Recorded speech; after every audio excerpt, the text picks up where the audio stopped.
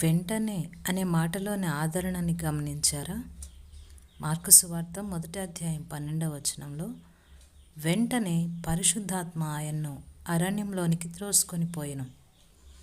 దేవుడు చేసే మేళ్లకిది విచిత్రమైన ఉదాహరణ. వెంటనే అంటే దేని వెంటనే? ఆకాశం చీలి పరిశుద్ధాత్మ పావురంలాగా క్రీస్తు మీదకి దిగివచ్చి తండ్రి దీవెన వాక్యం, నీవు నా ప్రియకుమారుడవు, నీ యందు నేను ఆనందించుచున్నాను అంటూ వినిపించిన వెంటనే.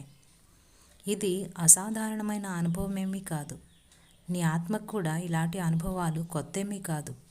నీ మనసు ఉత్సాహంతో గాలిలో తేలిన మరుక్షణమే దిగులుతో పాతాళానికి కృంగిపోయిన సందర్భాలు లేవా?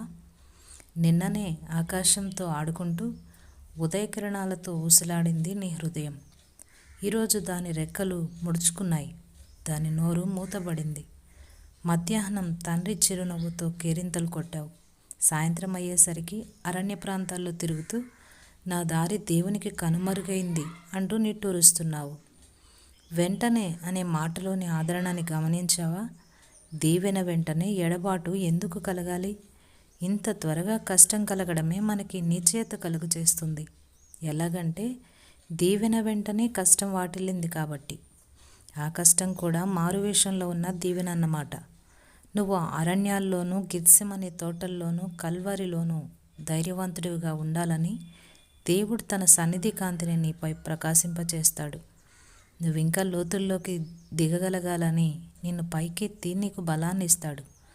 అసహాయులకి సహాయం చేయడానికి గాను నిన్ను రాత్రి చీకటిలోకి పంపనుద్దేశించి నిన్ను వెలిగిస్తాడు.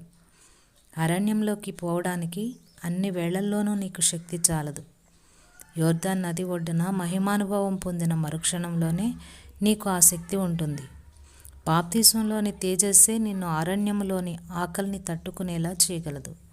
ఆశీర్వాదాల తరువాత వచ్చేవి పోరాటాలే.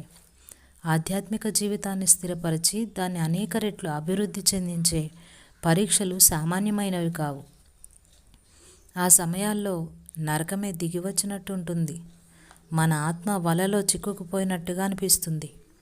దేవుడు మనల్ని సైతాను చేతికి అప్పగించాడని అర్థమవుతుంది.